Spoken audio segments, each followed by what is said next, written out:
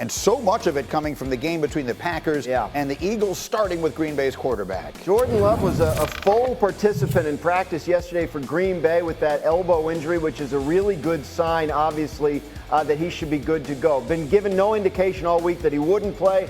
Obviously, questions about, will the elbow affect him, but you see him here throwing in practice. Nothing, doesn't seem like anything special on his arm there. It seems like he should be fine to play. Same with the Eagles quarterback, Jalen Hurts, who's been in concussion protocol since December 22nd. He was a full participant in practice on Thursday for the first time since entering concussion protocol. That's a key step. It seems like the only step he has left to clear is to be cleared by the independent neurotrauma consultant to play on Sunday, barring a setback, barring a recurrence of concussion symptoms. He should be good to go for that game Sunday. And the other question is, will he have his top wide receiver, A.J. Brown, who's dealing with a knee injury? He did not practice at all on Thursday. I've been told the Eagles expect him to play in the game, and that the reason they held him out of practice Thursday was as part of a rest plan to make sure that he's at his best come Sunday. But he is dealing with a knee issue, and it's something worth watching as to whether it'll affect him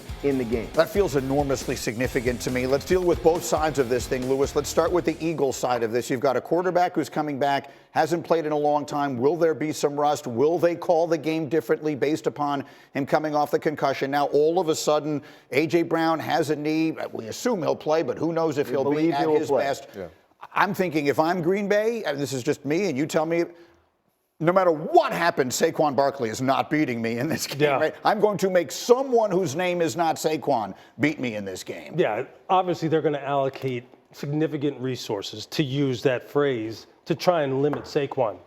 So is every other team. And he still went over 2K. The guys, that's special. The running game is just that special. But there's no doubt you making a more concentrated effort to say, hey, look, we have to make sure we take 26 out of the game. And any time when we're talking about the run game, that number one, that Jalen Hurts wants to put himself in harm's way, meaning they want to run the zone read, they want to run some kind of RPO, and he wants to get on the perimeter. Let's make sure, legally, of course, we touch him. We let him know that this is a football game. We let him know that, you know what, we have pads on, we have helmets, you have knee pads. Some people wear mouthpieces, some people don't. We're going to see how you feel and how you feel about the contact part of this game. Because when you take A.J. Brown out of it, obviously that shrinks the talent pool as far as the number of things we have to worry about. But without a doubt, you want to make sure, Jalen, you feeling okay? Yeah. You feeling okay, Jalen? You want to make sure you ramp that up legally, of course. Yeah. No doubt. So I love that you said that, because as quarterbacks, we know that as well. Especially if we have a brain injury, whatever it is, like a concussion or an ankle or something like that. We know defenders are going to try to touch those things to make us knock us off our faults. But the other part for Jalen is he still has to be able to run the football. That's what he does best. And I also think that's a big reason why Saquon did get the 2K like he did, because you have to respect Jalen as a runner. So if he does pin and pull on some of those zone reads, be responsible and slide. Like, you got a long way to go to get to the Super Bowl, and this team needs him on the football field. So you can still run and make plays, but if you get 4 or 5 yards as a quarterback, that's a plus for us, because now it's 2nd and 5 instead of 2nd and 9, 2nd and 10. If you're Kellen Moore and you're Nick Sirianni and you're calling your offense in this game, are you calling all of the designed quarterback run? Are you calling the tush-push?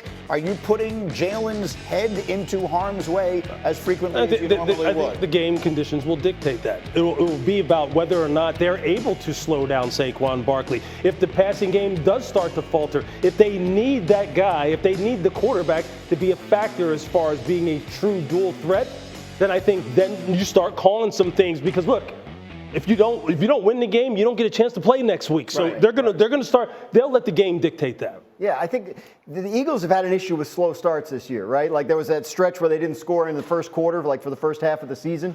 The Packers want to play it as it evolved throughout the year. They want to play it with Josh Jacobs and beat you with the middle of their offensive line. And kind of, if they're able to do that and kind of control the first quarter, you do start to wonder if the Eagles start to get a little nervous and maybe change the way they're going to go about it. And then let me show the video. Can we put the Jordan Love video back up there, please? Because EJ saw something very important on it. As as a quarterback. We speculated yesterday with the elbow injury, the nerve, and maybe a little bit of less feeling in the fingers, whether or not he would be wearing a glove. And as you watched that video, you had some interesting observations. Yeah, well, there's two things about wearing a glove as a quarterback. If you don't wear it all the time, it takes 3 or 4 days to get used to spinning the football with the glove. It's an adjustment. But if I'm practicing and I'm coming off an elbow injury where I had some weird feelings in my hands, I'm just still going to try to throw the football. So what I'm saying is, I think Jordan's healthy enough to still play in this football game. Now, the cautionary part for him is if this thing gets banged around, right. If you get into the second quarter and you try to brace yourself and you come down on that elbow,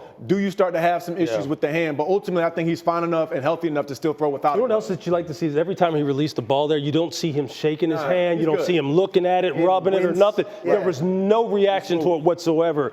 And look, I don't know about any of y'all, but if that thing was hurting, I'd be letting people know, hey, look, every throw. It seems like it's a non-factor for him right now, which is a good sign. Yes, otherwise they're going to, those guys are going to touch it. They're going to touch that thing. Yeah. Hey, how's that hand feel? How's that elbow? Hand hard and all that kind of stuff. Like, hold on, man. The quarterbacks are going to get touched on Sunday in Philadelphia. Josh Allen, passing touchdowns, 1.5 more or less against Denver. I think I said less, but I'm not sure why I would have said that. I think Denver's defense is good. Maybe Josh runs one in, or maybe Josh runs two in. I like him to score here. I'll go with less just because Pat Surtain and how they limit the passing game. All right, EJ, let's go to another great quarterback. Justin Herbert, passing yards.